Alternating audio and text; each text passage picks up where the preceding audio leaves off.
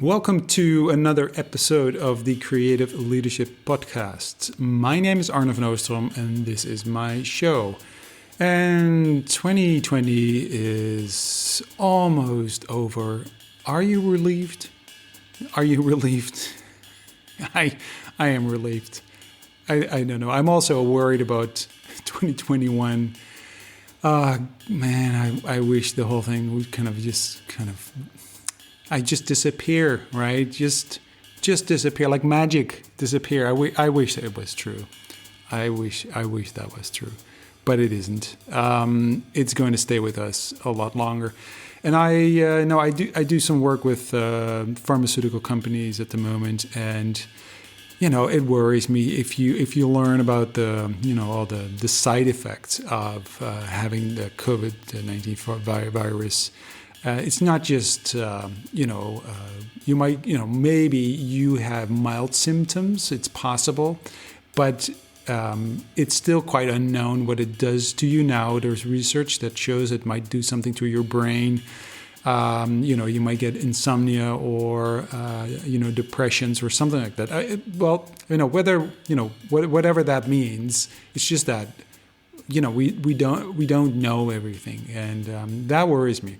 And but at the same time, 2020, it might give us this 2020 vision that we need to carry on towards the future. Also, a lot of positive things have happened. Next to all the terrible things, chaos creates creativity, creates possibilities. So it hasn't been. In that sense, it hasn't been such a bad year. In that sense, it has given me, and I think a lot of other people as well, a lot of new insights and opportunities. When everything is different, that's an opportunity to really leap forward and change and try. If you are in a position that you are able to do so, and I know not everyone is, and so. But I think we owe it to the people who have been suffering. We owe it to them, and we owe it to ourselves too, that we turn this 2020 year into something positive, that it wasn't all for nothing, that we learned from this. And I know we're not really good at learning from mistakes in the past. But, let's just keep trying. Right. And today on my show, I talked to Sarah Braud, and we talk about a lot of things. Life, religion, being parents, branding, marketing. I thought it was an extremely rich conversation. I really loved talking to Sarah. She's an amazing person. So, here we go. I am a creative thinker and storyteller. And however that shows up in life is, in whatever context I'm in, that's what's true about me in all the context, is that I am a individual that tries to find connection and creativity wherever I am. And whether that's between me and others, me and God, or me and myself. So. That's beautiful. Is that something you've been aware of when you were a kid? I mean, so for instance, storytelling. What is there a moment in life where you can articulate that? You're just like, yeah, it's storytelling. When does that kind of come to the surface as a maybe as a word or as an understanding of what you are about? Yeah, I think early on, because my dad was such a storyteller, Right. and we would sit around the campfire and he would tell stories. I loved that, and that's one of my favorite memories growing up is listening to my dad and others tell stories. Um, And what kind of stories did he tell? I mean, oh, it was always stories about his life, ah, mainly his life between the ages of 18 and 25. And so we have this family mythology of my dad and meeting my mom and his best friend during the hippie days, so they were hippies in um, San Jose in the 60s. And they were, all about finding out truth and what life was about. And they were convinced that the generation before them, you know, had been, anesthetized or drugged or not aware of really what was going on deep in their souls. So they were on a mission and a quest for truth. And they looked everywhere for it. And then they were introduced um, into the Jesus movement, and they have stories that really revolve around God showing up in these miraculous ways. So I was mesmerized by these stories right. and wanted a similar experience. And where were you born? I was born in Atlanta. In Atlanta, and is that where you grew up as well? Yes, I grew up in Atlanta. Now, for 2 years, we moved when I was 5 and 6 to Massachusetts, Mm, and we moved with my dad's and mom's best friend and their family, and we were still kind of living communally at that time, and we right, lived in a house with them in Massachusetts, and then right. we moved back to Atlanta. So, what does it mean to live communally? What exactly is that? I mean, I understand that you're living together, but Yes. what is the is that it, It's or is there more to it? Well, no, no, no. There wasn't anything more to. There was no cross relationships. That we Oh just. no, no, that's not what I Yeah. meant. But also good to not. Hey, you never know. You never know. You never know. No, no. But We more is there like was it like two families or like that, It and was you just two shared a house? families. There was two families. We shared a house. There were 7 kids, Cool. um, and that was for 1 year. And then the second year, we had two houses side by side, Right. um, and they were part of a church plant, Right. that was happening there. Right. Right. So Right. Right. Right. So, but it's with 7 kids, and were they like was there a big difference in age, or were they all similar age? everybody was about, you know, a year apart. Right. So, So you could really play together. oh yeah. Oh So yeah. So we were constantly together, yeah. and a lot of stories came from that time, those times as well. So Yeah, I can imagine. That's awesome. So, because if you have, I mean, you always have friends around you. yeah, I've never not had a community that's bigger than my family, Right. my Yeah. my nuclear family. Yeah. And today I live across the street from Stacy, wwho was the daughter who was the same age as me. Oh, really? Wow. So, okay. So you still have the connections from that time. Yeah. That's fantastic. So, and then so where did you go to school, and what was your experience at school? What was that like? I went to the University of Georgia. Hmm. You're talking about college, correct? Yeah, or before that. I mean, was it sort of was it? I mean, what kind of experience did you have at school in general? So, like when you went to when you were where did you go to school first? Was it in Atlanta? Yes. Yeah. So just public school. So I went to Mm, the local public school in mm, Atlanta. I had, I would, because we were in this specific church that we were in, mm, um, we very much thought that that we had something special that other churches did not. mm. And And what so, was that? Can you articulate that? Is that something you can? What was the special thing that you had that others well, didn't have? I mean, once I left that church that I grew up in, I Uh-huh. realized that, it wasn't anything that anybody else didn't have, but it was this, this idea of a special knowledge. So this Mm, very Gnostic idea that God had given us specific enlightenment, that you know, that he was indwelling the people in the church, and that, I mean, it was very much Orthodox belief mm, in Jesus as the Savior, mm.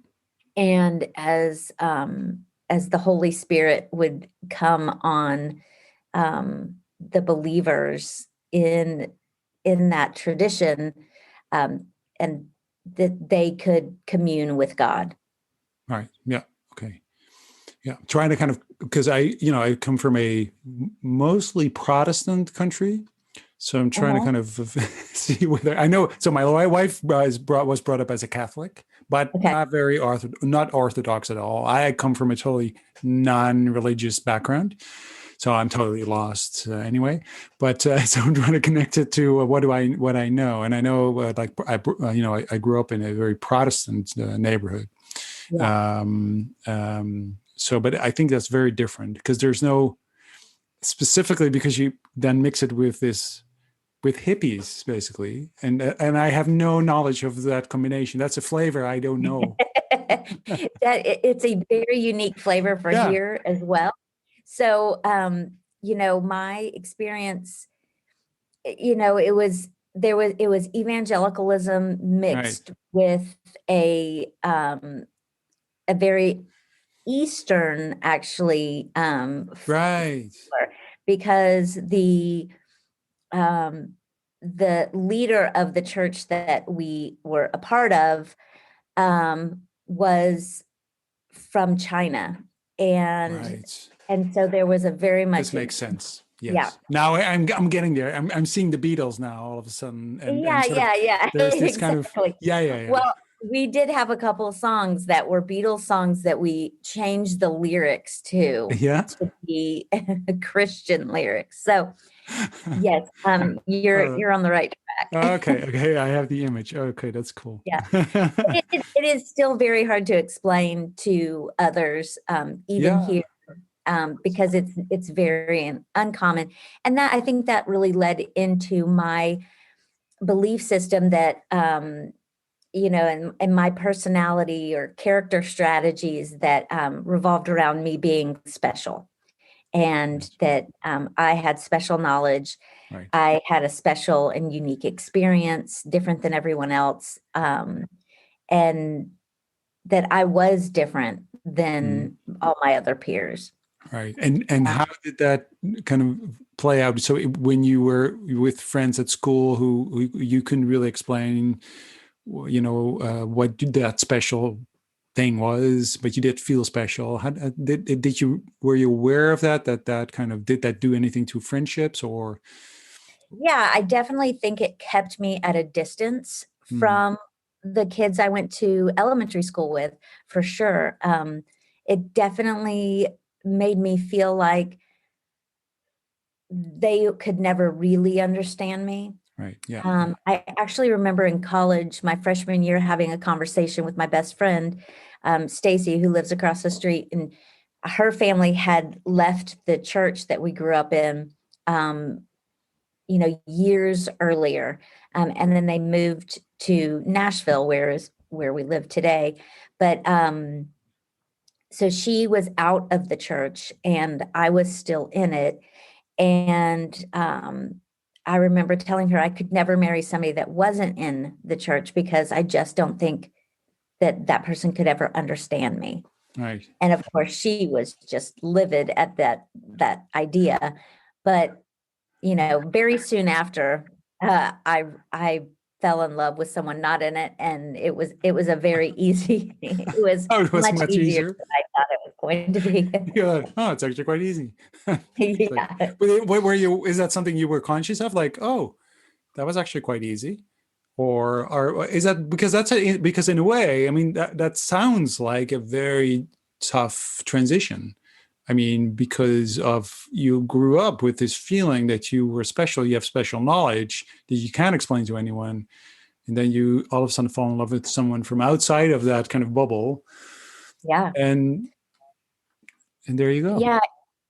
Um, you know, what was really unique about my family within the context of this church that we grew up in, my father and mom, they would always say, you know, whatever you do, do Um, in faith, and whatever you do, do unto the Lord. That was their phrase. And so they were not dogmatic with it. mhm, It was more of this subtle message that I got from the other people in the church, but never my parents, in the sense that if I believed something different than them, I would be unloved or I wouldn't be a part.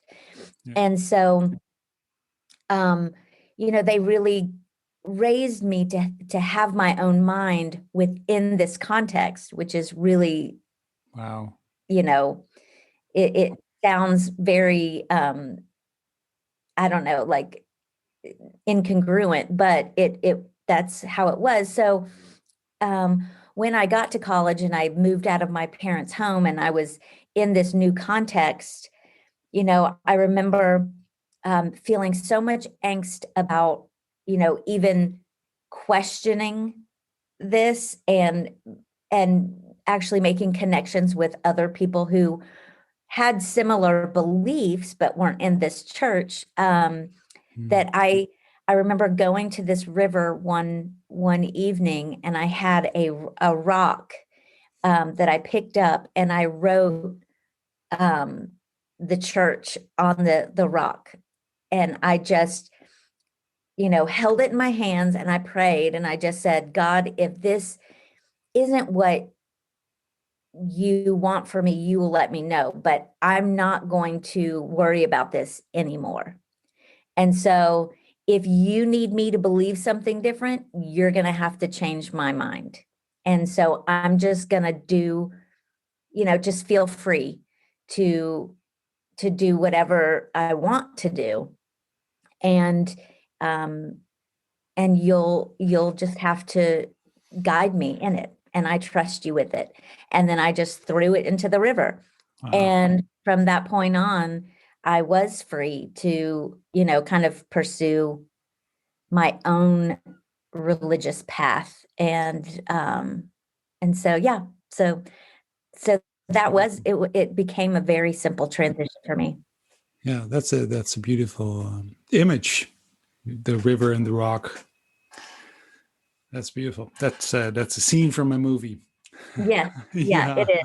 yeah, I don't know how you could to really show you know how relieved I felt in that yeah, moment, but mm, it was a very big moment for me to kind of yeah, let go of my past and move on.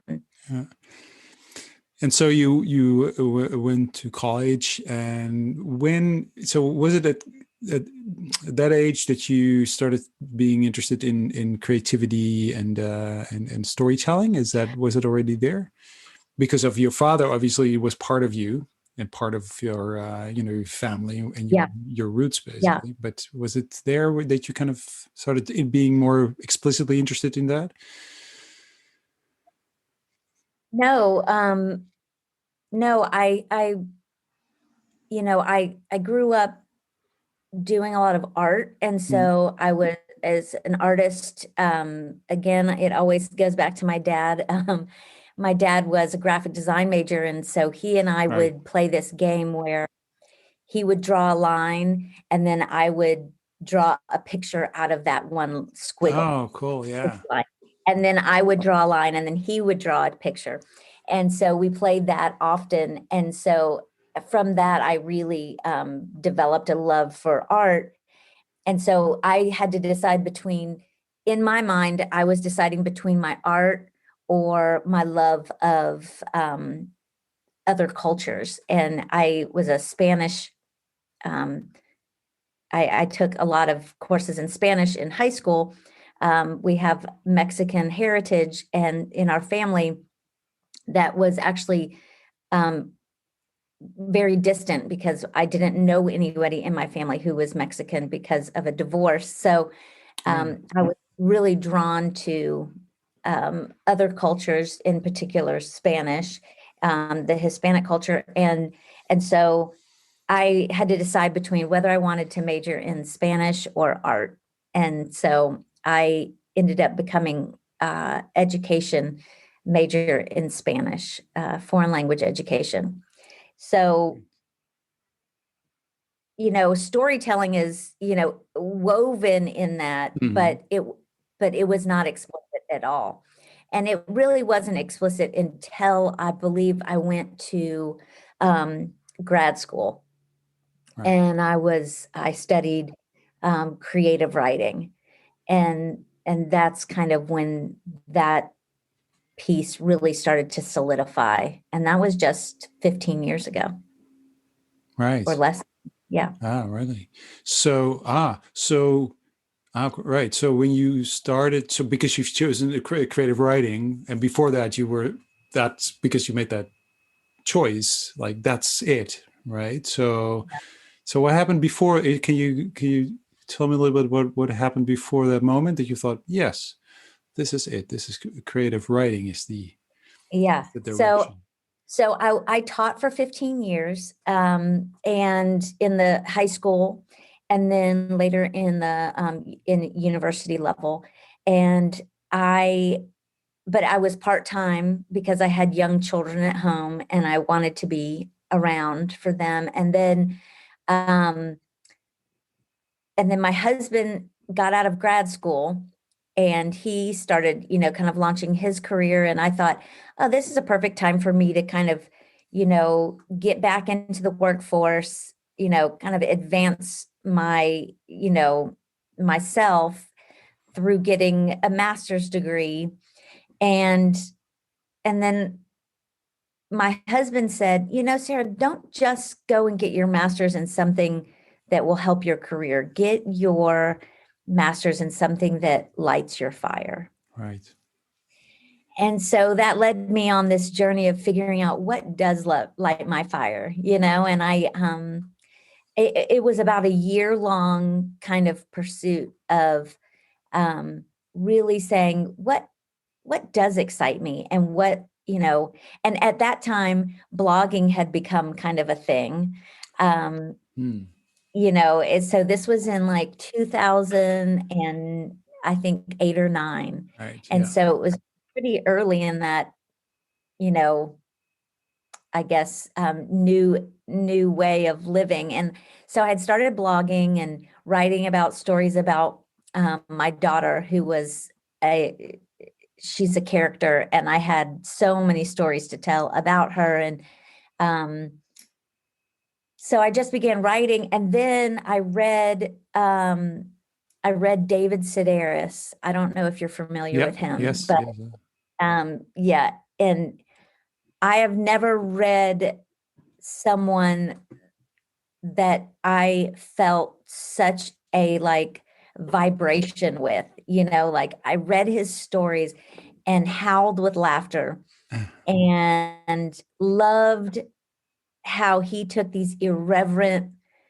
ridiculous human experiences and kind of shone a light on, humanity, Right.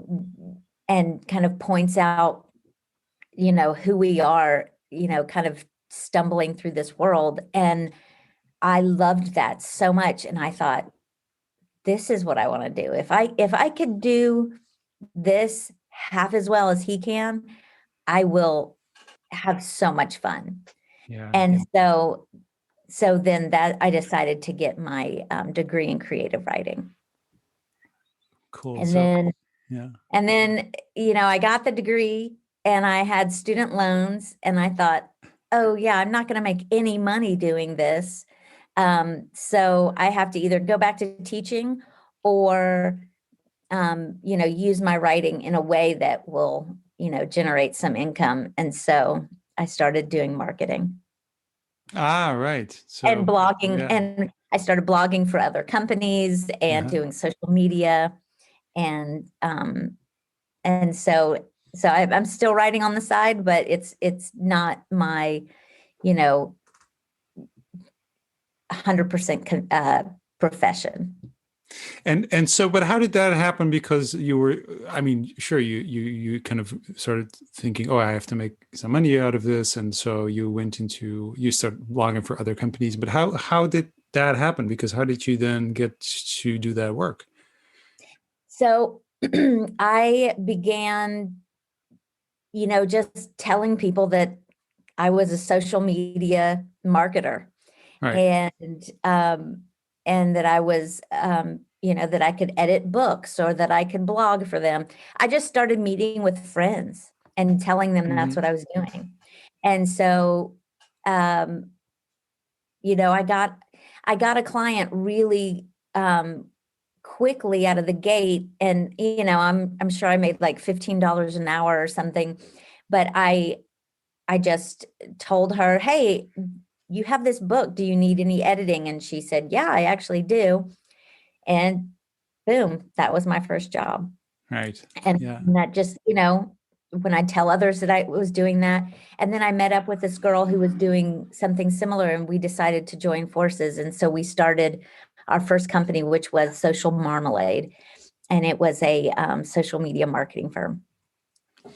And so I'll go back. I'm going to go back in time just a little bit Okay. because we did take a big leap Yeah. after We you were. skipped forward 20 years. Yeah.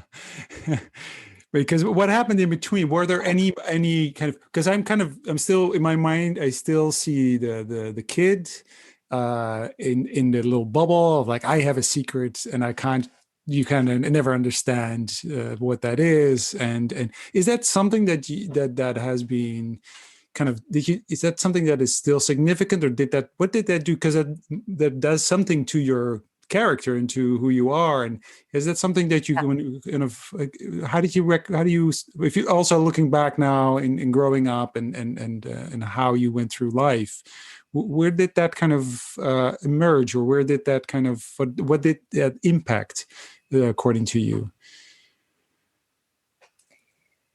Yeah, that's such a general question, so it's Mhm. hard to pin down Well, for one thing. instance, in friendships, or Okay. in the way you kind of thought about your own future, or the way you kind of related to other people. Yeah, Was there a are you kind of aware of any kind of consequences that, because I'll tell you why I ask a question, because I'm really okay. interested in how people are shaped and how you become who you are, right? Yeah, Because the yeah, choices that you made, because and the person that you became, there's a story there, and there's a reason why you were able to do the things you do, or why you made the choices that you did. And I'm curious to see yeah, whether there's a kind of a connection between those yeah. elements. Yeah, I mean, absolutely. And of what's interesting about what you're asking is that my creative writing is right now forming into a collection of essays Hmm. on my spiritual journey, and so I tell these stories of these different moments in my history, and how that has led me to now. And really, I would say the arc of the story is from me really thinking that life is all about spirituality and the spirit and these untouchable things, um, and that we're living for the next life, not this life. And so that's where I started. And then, where I'm at now, I've been on this journey to really find my purpose and my spirituality in this moment and in presence and in my body. And so every good story has a beginning and an end, that transformation happens. Mm-hmm. And I would say my transformation, good or bad, right or wrong, has been from a very esoteric, spiritual, you know, details of life don't matter. It's the big picture of being a part of this,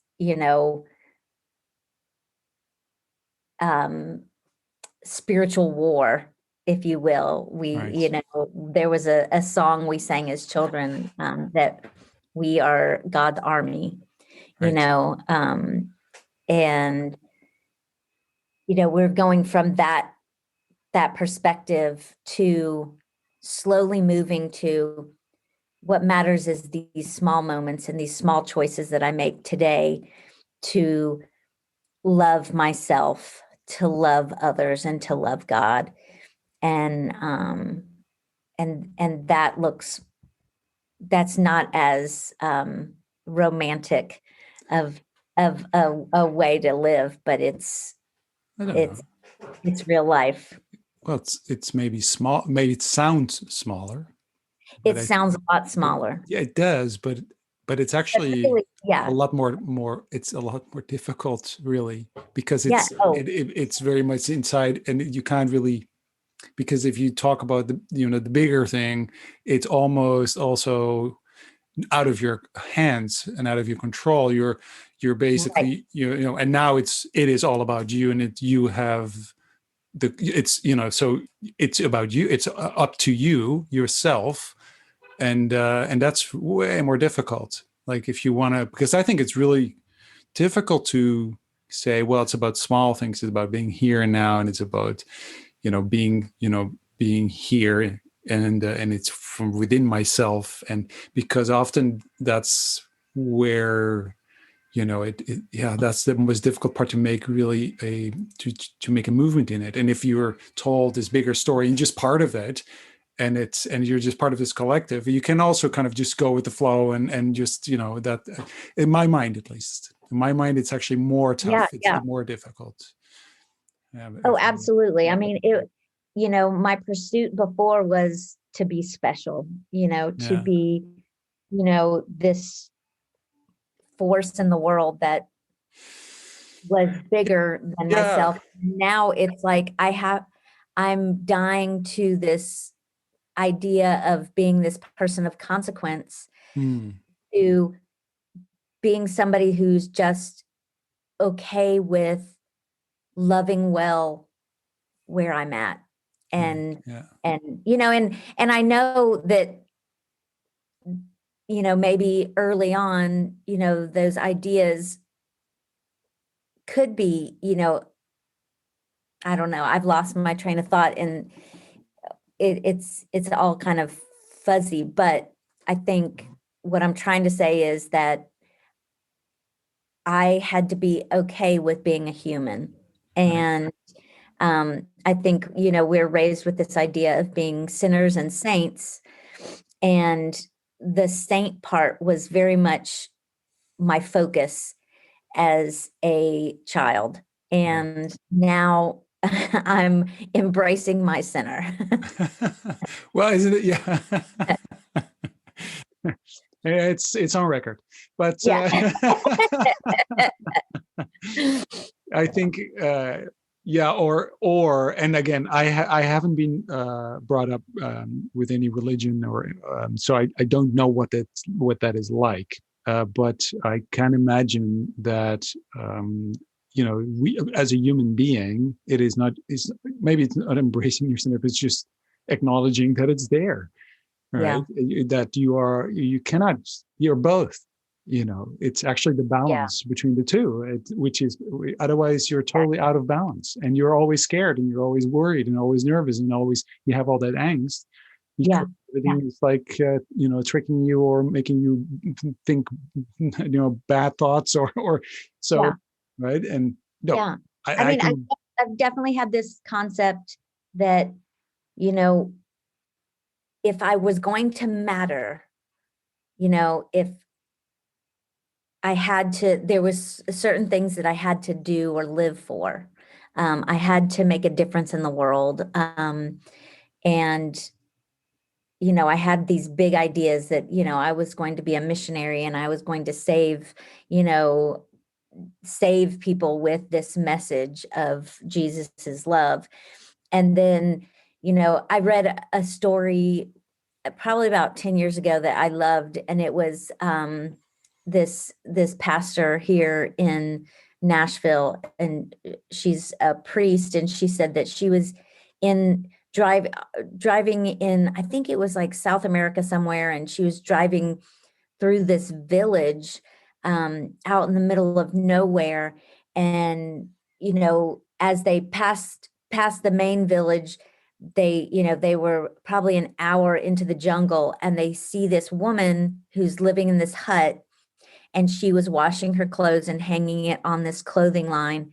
And as she drove by, she realized that that woman's life mattered just as much as hers did, even though she was living on this, almost this big platform where people knew her and knew what she was doing and knew, you know, the work that she was about, Right. but that her life didn't matter any more than this woman who was completely living in obscurity. Um, Right. Yeah. and that was that click moment for me that I'm like, yeah, that's Right. what it is. It's like I've been trying to matter by accomplishing certain things or Right. um affecting change in the world on this grand scale, but really um obscurity might have to be my, like obscurity may be the way. And that may be what I live in. Like nobody may know what I do. I may not write a novel that Yes. everybody in existence reads, or I might not, you know, I don't change people's lives in these grand ways, but I will just be faithful with what I've been given and faithful in those small things and let my life matter just because I'm here. Yeah. That's actually really powerful, I think. For me personally, if I listen to that, it's this: if nobody knows who you are, Hmm. and it's like, is your life exactly what you're saying? Does your life matter just as much as when everybody knows who you are? Yeah, And I yeah, think, is it something? It's also in our culture where we grow up with these heroes and these uh, Steve Jobs godlike characters. right, Did his life matter more than that lady that you were talking about?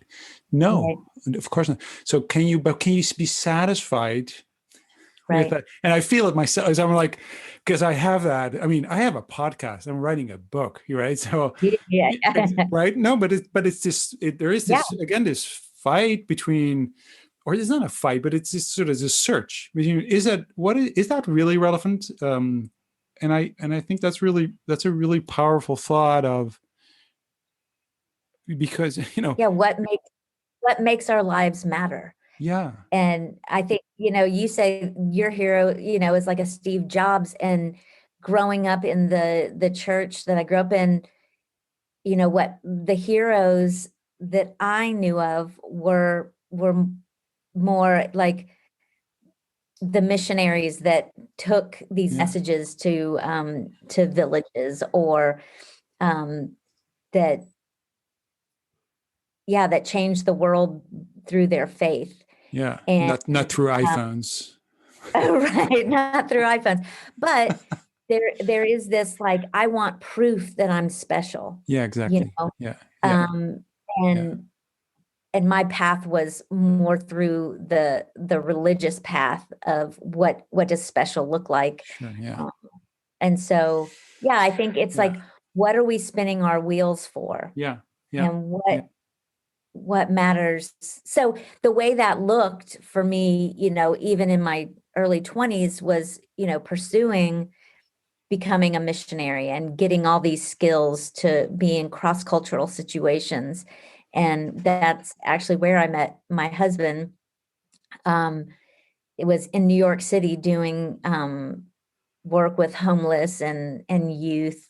And so, when we met, we had all these grandiose ideas of what our lives were going to look like. And it was a very romanticized version of this Christian pursuit of, you know, being in God's army.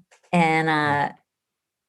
and Right. then we adopted our first child, and that pursuit quickly went from this global idea to this microcosm of of pain and suffering, and not sleeping. And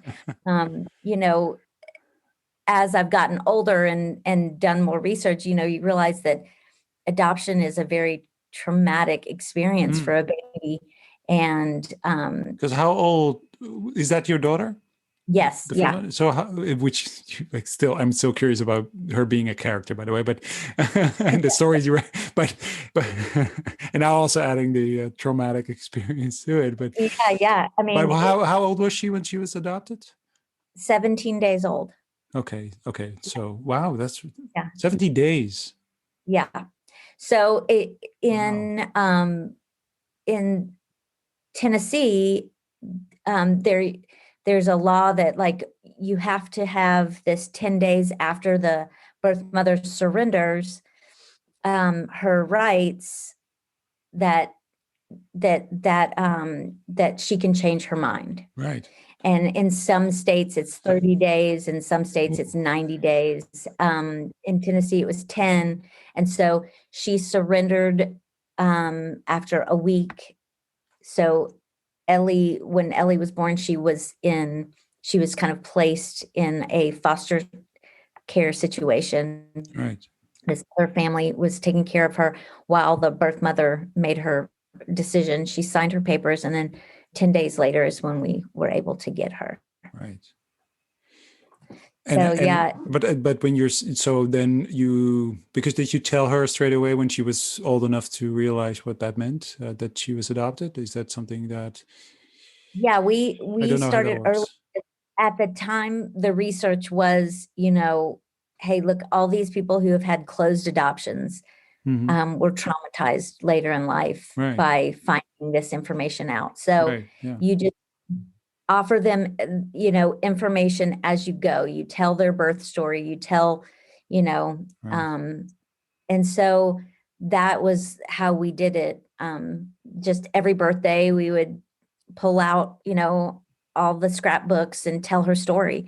Um, and, Ah, yeah. but, we didn't know at the time, which we do know now, that developmental trauma is something that happens when, a baby is born, and their autonomic system is, working, right? All their Hmm. organs are working, and their um, parasympathetic nervous system is being developed.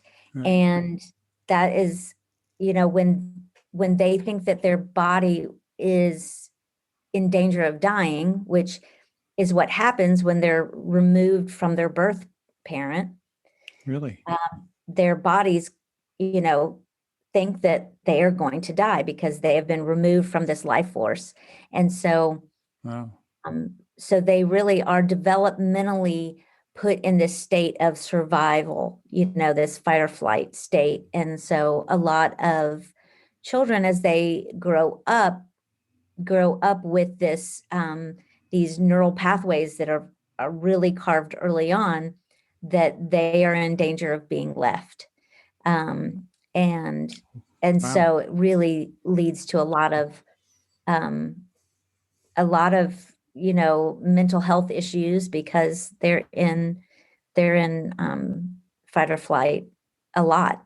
And they're the part of their brain that triggers those chemical releases um, are bigger than others, because of that developmental trauma, because those have been refined more than others. So Wow. I didn't know that I would kind of have that effect when, because yeah, yeah, well, if you don't know, you don't know, right? So it's more like you think yeah, because it's yeah. such a small And we child, didn't.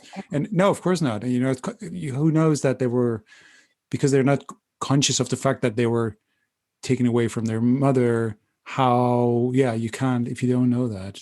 That's but it does tell you again, and it's even earlier than I would have imagined, that what the things that happen to you when you are a child, even so, of course, when you're, and of course, if you think about it, of course, also when you're a baby, uh, it shapes you, right? It does have effect on you, and specifically when Yeah, it even changes your kind of your brain, your neural pathways. yeah, Wow, yeah, that's yeah. So yeah. this is, and when did you start writing stories about her? It was it. And where can we read those stories? um, well, I a lot of those stories are on my old blog, and I don't even know if it's still, like, I haven't even looked for it recently. Uh-huh. So I used to have, my blog was named Sarah's Juniper Tree.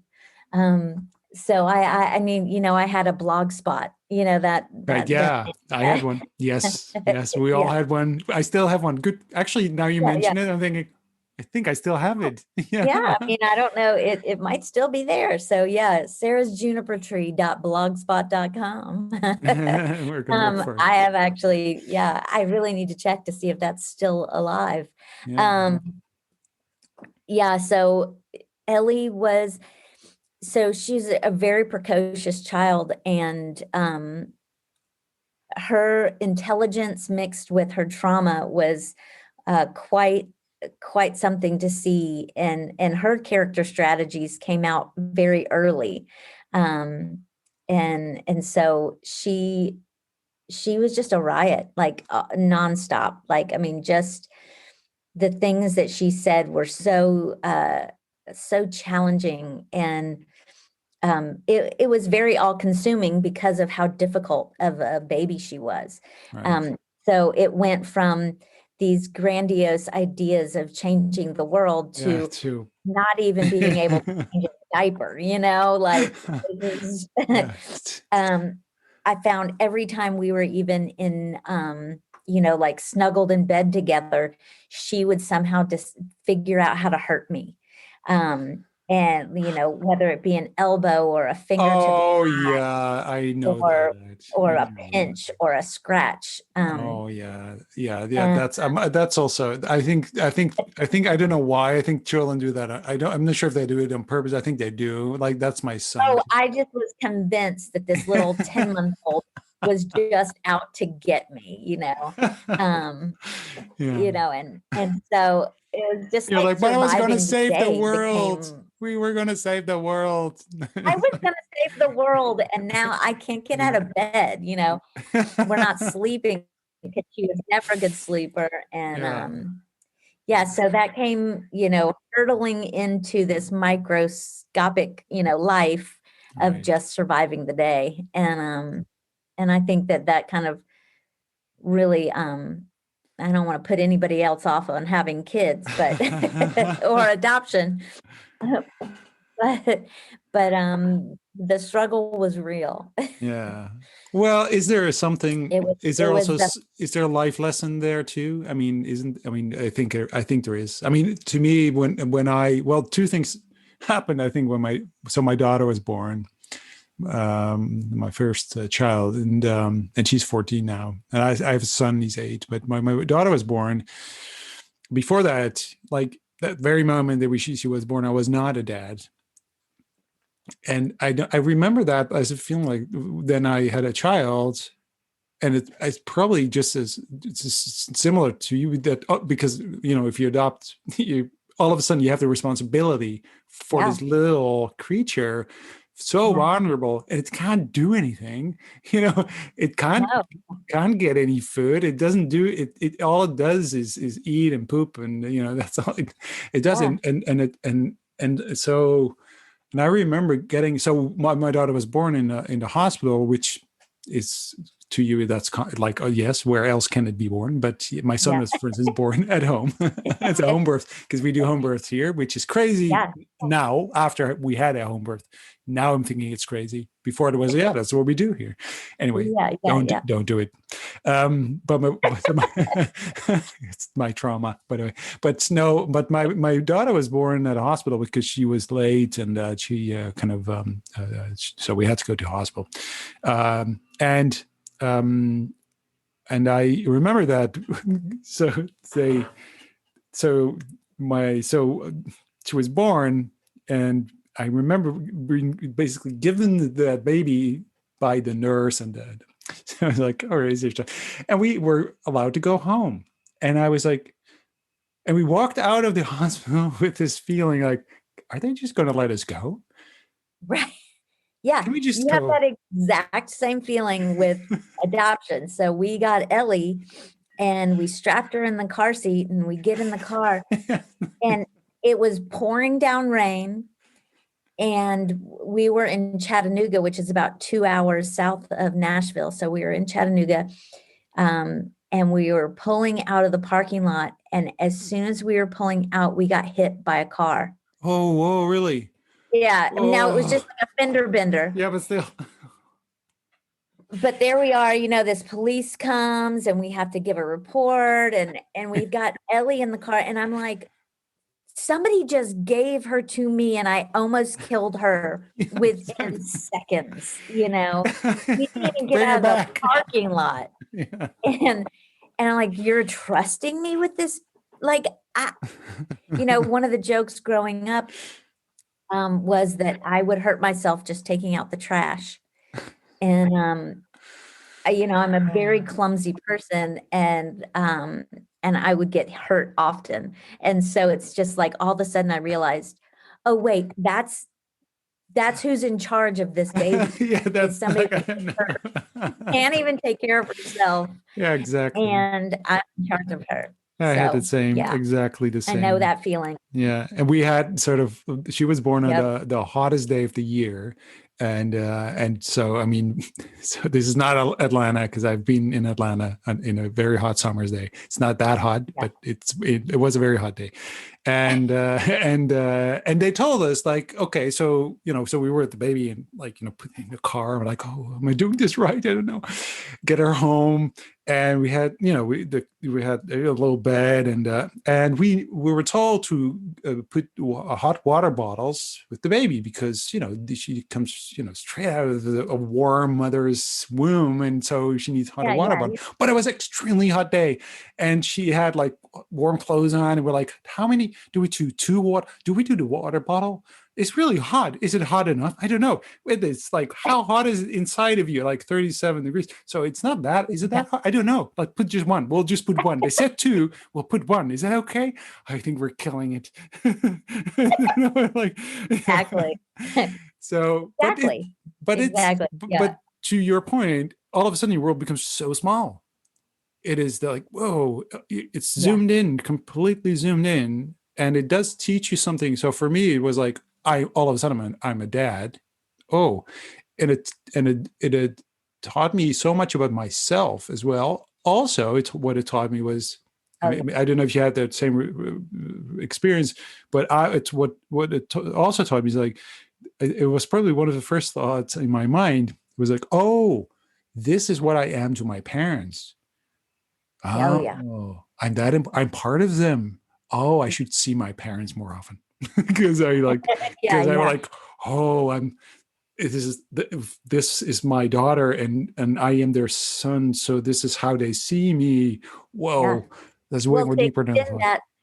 to extend that for me, it was, oh, this is like how God sees me, Right? Yeah, you sure. know, Yeah, of course. Yeah, and this is who I am to God. And so seeing and taking that as this big metaphor for, you know, this is what life's about, like on right, this microscopic scale, this is how God sees me. And this is how he's caring for me, right. Um, so yeah, and then and then I'm in that God slash, air quotes, God position to my daughter. And I'm the one who's in charge of, you know, showing her first view of Hmm. God, you know. The way I care for her is I'm showing her how God cares for her. And that's a very weighty weighty responsibility. Yes. Yeah, yeah, yeah. I was just a dad. Yeah, I yeah, wasn't even God. Like yeah. you're Well, God. Yeah, that's a big leap. Like, yeah. well, So that's I where I had to embrace my sinner side because it wasn't going to work there. That wasn't going to last for very long. exactly. Well, yeah, exactly. So it does kind of confront you and teaches you so much about yourself. So I think in that sense, having children is a very good lesson, not just about your children and who they are, but about who you are, and because everything you do affects them, not just at the moment, but later in life, which always makes me really worried. I'm thinking, oh, I'm messing this up. I don't know. I did what The did. answer is always yes. Yeah, yeah. No, I know. It's like this is gonna come back at me. I don't know when she grows up. Did I just scar her? Did I? Yep. Is Yeah. this too early to watch Star Wars with my son? Did I just mess him up or something like that? Something like that. Like, oh no, I shouldn't. And especially with social media, is like all that Uh, stuff that's so available and open there, and it's like, oh, what can I? How yeah. do Have you I do seen The this? Social Dilemma, that movie? Oh yeah, yeah. I Oh, watched it with my painful. daughter. So I watched it with Yeah. my daughter on purpose. Like, come sit next to me, watch. And she was like, "I have no. Put Yeah. away the phone. This is Yeah. weird. No, don't do it while watching TikToks and stuff and Instagram Yeah. because that screws with my head. Watch it and then make your decision. But no, exactly. So, but as a parent, you see things differently like that. I mean, if you watch Social Dilemma, you're not a parent. It means something different because this was Absolutely. very, Yeah. Yeah. oh God, yeah. I know. So It's painful.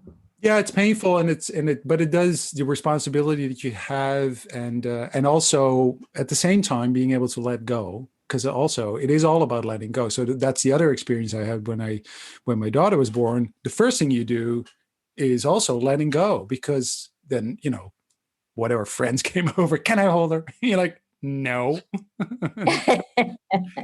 no, you're gonna drop her. There you go. And you're like, oh, so now it's and also for and that's for the father, but for the mother, it's even. I mean, if because when my wife gave birth and it for 9 months was in her belly, it's in her womb, so it's also like.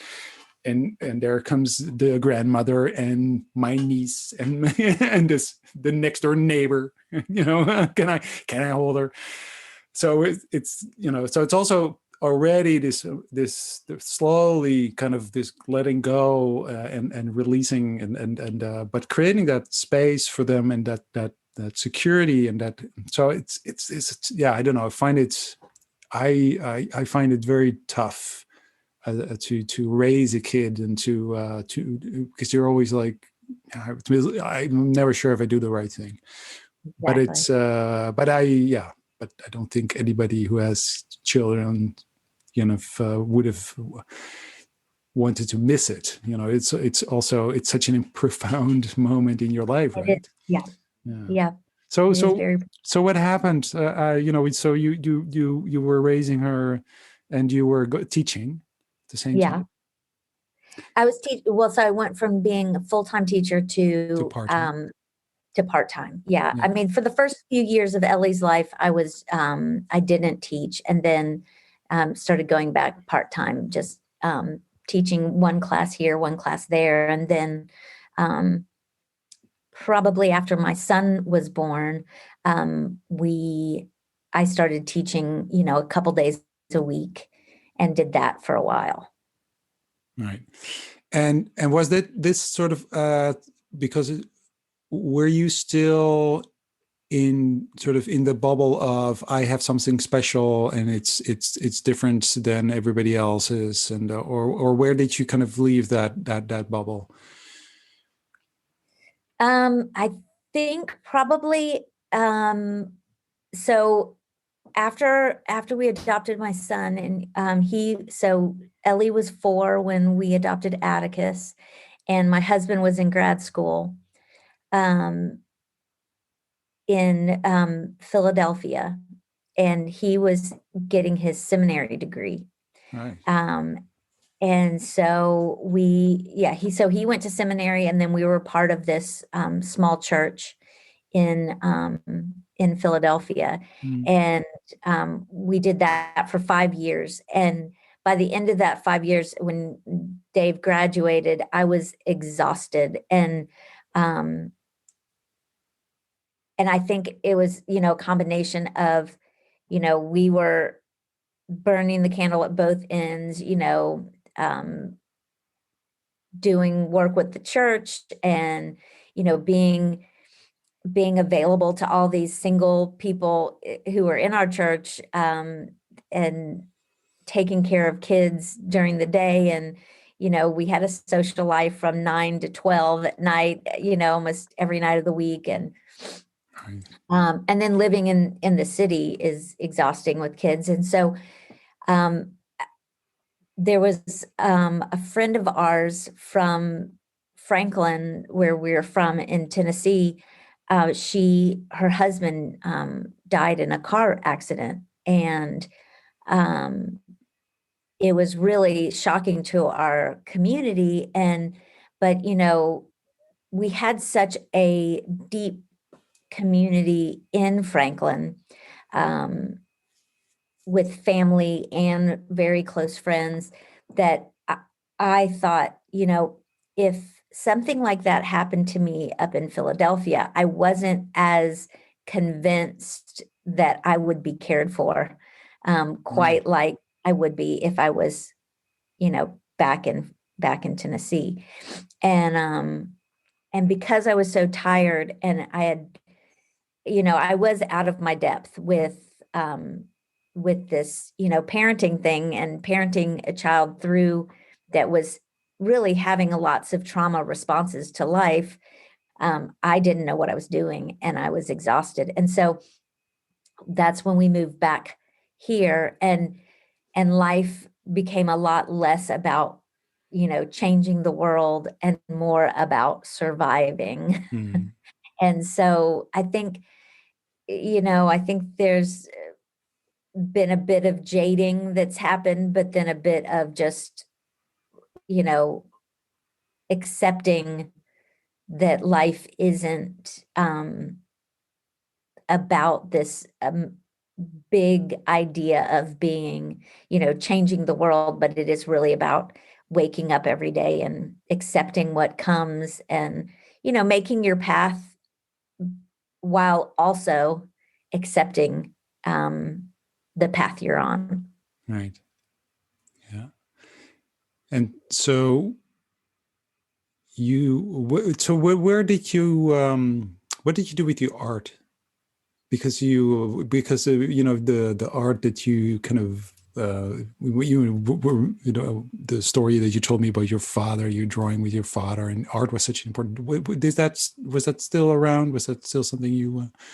Yeah, I mean, it's still a hobby. I still draw, and I love it. And, you know, part of me wonders what, like, am I sabotaging myself by not doing it more? Mm. The drawing is one of those things that really brings me life and makes me, kind of get in the flow if, Yeah. if you're, Yeah. if that's one of your buzzwords. But um, yeah, it really helps me live in the here and now. And it's also very, I'll draw something and then I'll look at it and go, how did I do that? Like, I don't actually, it is really this, out of body experience sometimes, because, it's like, oh, I just made that. Um, so all that to say is, like, I have this love for it, yet it's not something that I choose to do often. Yeah. Um, But it so sounds a little bit like you, somewhere in the back of your head, you're saying you should do more of that. That sort of, yeah, absolutely. yeah. Absolutely. Yeah. And whether that, I think there's this really interesting kind of dilemma that we all have as humans, is we to figure out what we want to do with our lives Mm. and how we want to spend our time. Mm. And so we have, this intersection of our passions and our talents and what the world needs, and what makes money. um and so, we're always faced with, how do I want to make money? Mm. Because that's the reality, is we have to survive. Yes. And and then the older you get, the more you go, oh wait, I need a lot more to survive than I thought. um and so, I think you have to decide, when does that hobby start making you money, or when does that talent or Yeah. skill Yeah. lead to industry? Yeah. And It's a difficult choice, though. I yeah, mean, but if you, because you could also think that if you have a passion and follow your passion, and because that's what you're going to be good at, and that also will, it will mean that you have so much energy for it because you have such passion for it, and people will recognize it, et cetera, et cetera. But at the same time, there's also reality yeah. that doesn't And if your always. passion, yeah, your passion doesn't always work out. I mean, if you're a musician, what are the chances that you're going to make it big? Yes, And exactly. big means you can actually afford your mortgage Exactly. using your music. So Exactly. yeah, it's hard. And when I was at the age where I was trying to decide, what I wanted to do professionally, you know, um, the the framework that I was handed was, um, and I repeated it to many people, was, your greatest passion, where your greatest passion meets the world's greatest need. And that's what you should do with your life, and that's what gives you purpose. And the problem was, I couldn't find my my understanding of art at the time wasn't big enough to fit that into what the world needed. Mm. So I didn't understand that art could point people to God or to these greater truths. Mm. So um I didn't find that. I couldn't find that intersection with art. Mm. Um Mm. Now my belief system fits that Yeah. Yeah. much Yeah. Yeah. easier. Right. But in my 20s, it didn't. Art and music and culture and beauty wasn't something that fit Right. with Yeah. this mission that I was on. Okay. So that's now then, and from so that's your that's your next chapter, I would say. Yeah, yeah. Yeah. And What? Yeah. I've been trying to find it. Yeah. Yeah. Of And course. and now I believe that it's, I don't discount those two things. Mm. But but I do think it's more about, you know, where what you love, but also your skill. Hmm. So Hmm. that comes into play. And then what makes money. Yeah. But you found it also in storytelling, Yes. right? Yeah. Because that was the other part, and in a way, and creative writing. There's art in writing, and there's art in the, Oh, absolutely. like in shaping stories and right. So you found it and so can you tell me a little bit more about what you're doing now and specifically the writing that you do, Yeah. and what is what where what is the thing that you love the most about what you do? Yeah. I mean, storytelling really kind of combines all of my passions Right. because there is a craft to storytelling and an art, Mm. and it's making something that's visual, into words. Um, Right. and so um, I've been able to bring that passion into the professional world because everybody has to tell their story of what it is they do, and companies, brands have to tell a story, Mm. and every brand actually has a message. It's just, are you telling it well? And Right. so I've been employing Yeah. my storytelling skills in this arena of teaching companies how to clarify their message and to tell their story in a way that's compelling, to an audience that could be converted into customers. And Right. so I've been on that journey, for a while as well. And so, um, you know, I know that you're a firm believer that creativity is this connection of these two disparate, objects that come together, and so Hmm. it's my Hmm. storytelling Yeah. coming to commerce, and Hmm. it's a marrying of those two, and that brings creativity. Yeah, is there, I don't know if this might make no sense to you, but in my mind, I somehow see two the images of when you were a child, you were part of this big story, this bigger story, Yeah, that yet you maybe, and interestingly enough, you couldn't really share because it was sort of, you couldn't explain that to others. right. And now you are actually the expert in creating these stories in big stories and actually being able to share them. And so Yeah. in my mind, there's some kind of connection there that Oh, yeah. because you were brought up with stories with your father, so that's part of you, but you were also part of this bigger story for such a long time that you, yeah. So is that something that makes sense to you?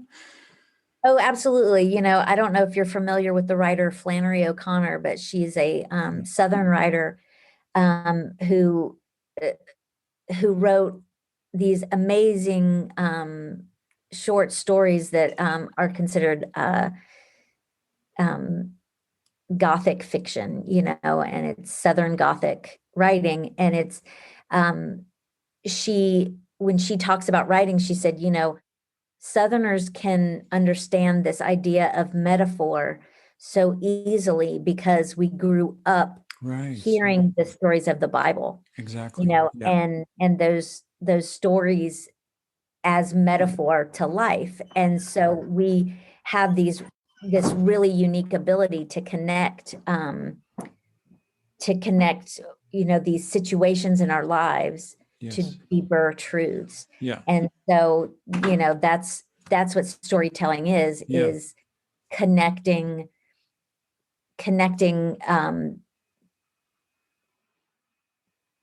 our experiences with universal truths. James Joyce says that, in the particular, we find the universal. And so the more specific we write, the more concrete details we write, um, about our unique stories, the more our stories are universal, and other people can enter into them. And so I think that's the beauty of storytelling, is and that, me growing up in this idea of being part of this big story.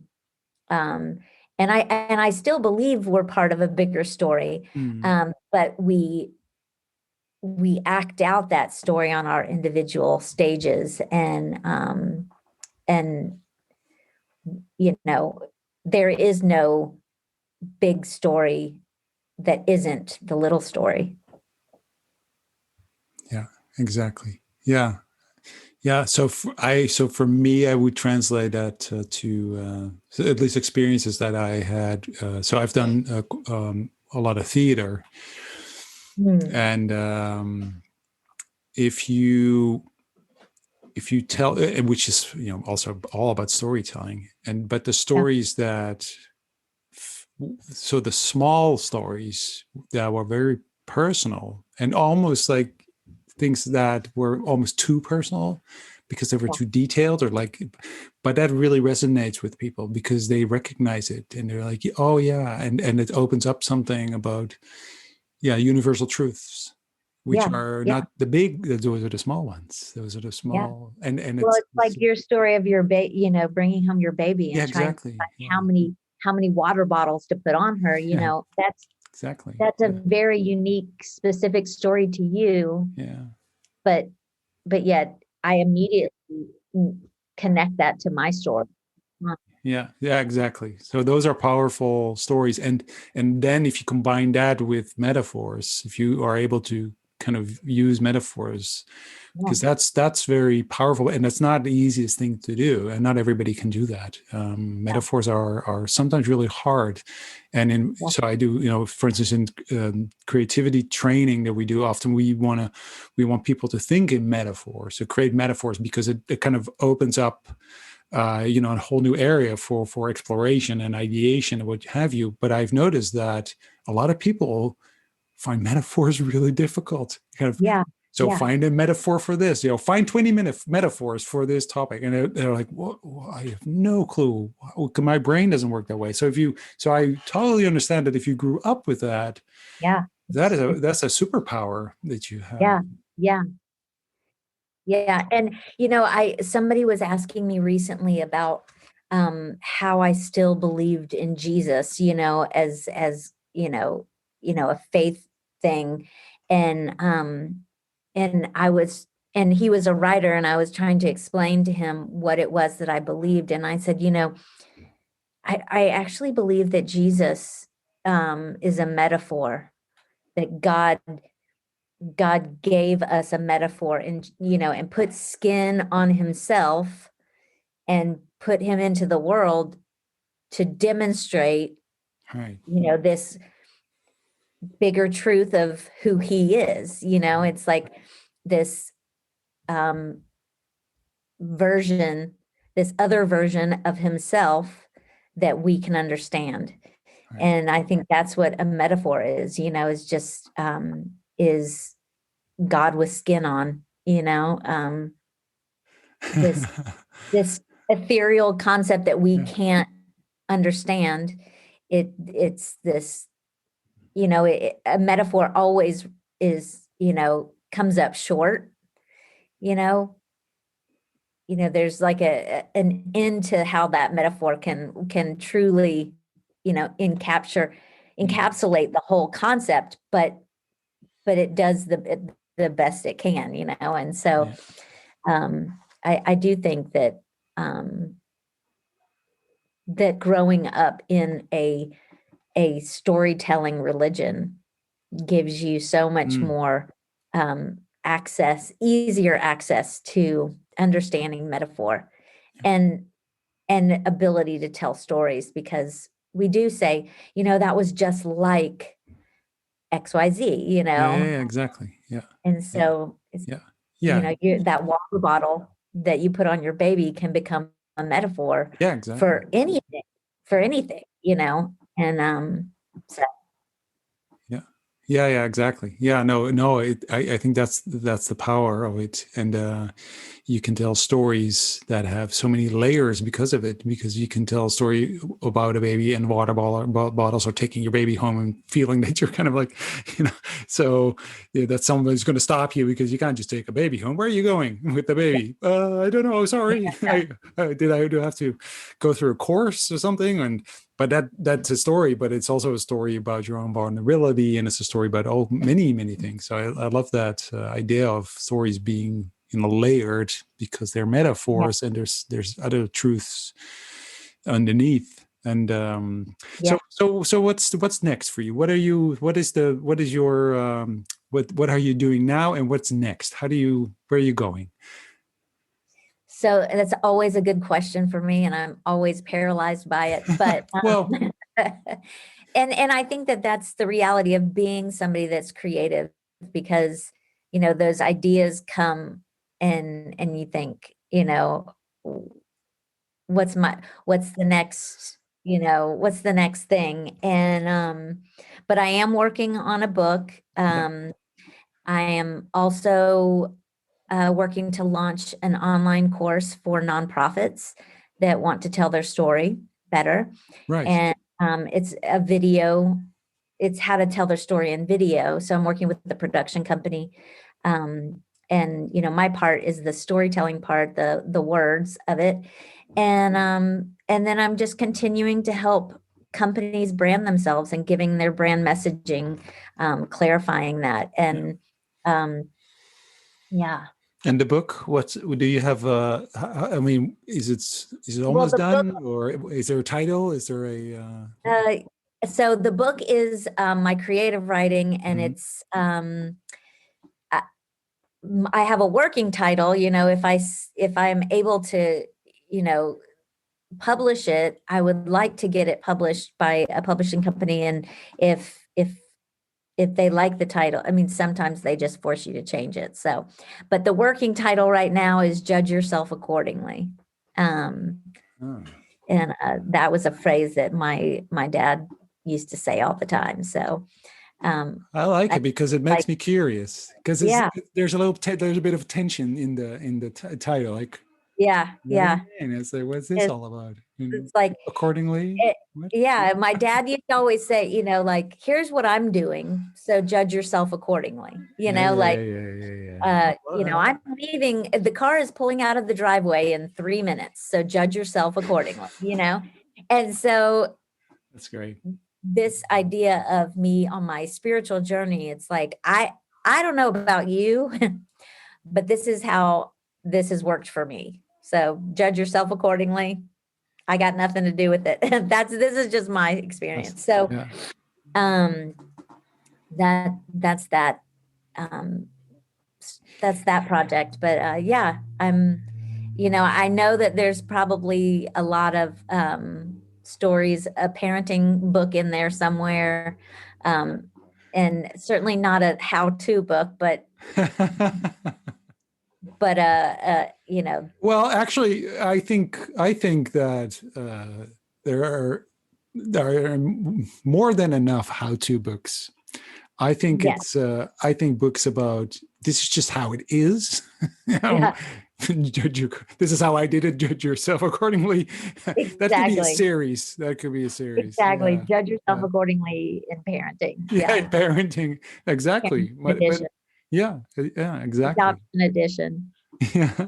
No, Yeah. but because I think it's the honesty and because again, just like we were just talking about, it's actually, if you can relate to things, because if it's a lot of the books that are about, and when we had our first child, we had those books, and we were actually, they just made it more insecure, it's because we're not perfect. And so Yeah.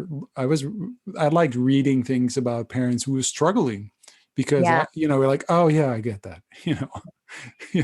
The water bottle story is way more interesting than the Yeah. story about how it's supposed to be, because I read that Yeah. and it didn't work because it was really hot, and the water Yeah. bottle story made no sense to us, and so we didn't know what Exactly. to do. So Exactly. Yeah. It's like, someone would have it, told me.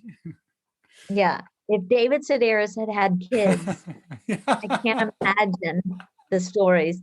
But yeah, so Anne Lamott, I don't know if you're familiar with her. She is a I heard spiritual about it. writer, and she's kind of like the Christian version of David Sedaris, and Oh, she tells wonderful stories about her being a parent, and I think one of her parenting book is called like operating instructions. Like when she brought her baby home, she's like, where are the operating instructions, on this? exactly. And Exactly. there are no operating instructions. No, So it is a lot no. harder than it looks.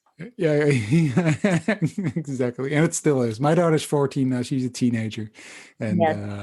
oh, Mine is 20 and she's wonderful, and she's a world changer herself. And then my son is 16, and yeah, they're both great kids that have changed me more than anything else in my experience in my life. fantastic. Yeah, Yeah. that's wonderful. Yeah, same here. So, okay. Thank you very much. I love this conversation. And Yeah. so if people It's want so to, different than our first conversation. yeah, yeah, was it? Yeah. Yeah, I guess so. Um, so if people want to kind of, and I'll share information obviously, but if the people want to kind of follow you and maybe read your book when it's published, so where can they find you? Well, I'm at brocreative.com. So it's BRAUD.com. I mean, BRAUD creative.com. And then they can also find me on Twitter at BroKnows, and or Instagram. And it's just Sarah Bro on Instagram. So I'm in any and all of those places. I'm on LinkedIn as well. So you Cool. can find me there. Cool. Thank you so much. Shall I end with one Ellie story? Yeah. Oh, yeah. Yes, please. Okay, so I don't know. I'm assuming it's the same all over the world, but in the US, the airplanes, probably about 20 years ago, airplanes, it was just consistently whenever you take a flight, you get peanuts, right? Right. So I'm Yes. not sure why that was adopted as the snack of the air, but peanuts is what we got. So um, I just needed to establish that common understanding first. But um, Yeah. my Ellie was probably about 4 or 5, probably about 4. And we were living in Philadelphia at the time, and we were about to take a trip home to Nashville to see my family. And friends at dinner asked Ellie, "Oh, are you so excited about taking your first plane ride?" And Ellie looked at them and scowled in a way that only Ellie could. And she goes, "Do I look like I like peanuts?" And so that is Ellie that's that's right there. that's a very cool kid. Yeah, she kept us going. My favorite marketing story for Ellie was one day we were in the grocery store, and she really wanted me to buy her SpaghettiOs. You guys have Yeah, SpaghettiOs? yeah, yeah, Yeah, canned pasta. yeah. And I was just like, "No, Ellie, we're not going to get SpaghettiOs. It's disgusting. Yeah. It doesn't taste good. It's, processed. It's just not healthy. We're not Yeah. going to get." And she threw a tantrum and just started screaming. And I said, "Oh, okay, okay, okay. We'll go. I'll get one thing of SpaghettiOs." So we get home. She said, "That's what I want for lunch is SpaghettiOs." So I opened the can, I heated it up and put it in front of her, and she took her first bite and then slammed her spoon down on the table, and she said, "They lied." And I said, "Who lied?" And she said, "There is not a party in my mouth." So it's what happens when you lie in your marketing. Yeah, exactly. Well, that's a good place to end. Good advice. Don't lie in your marketing. Exactly. Fantastic. Wonderful. Thank you so much. Thank you so much for sharing these stories. Yeah. Thanks for having me, Arn.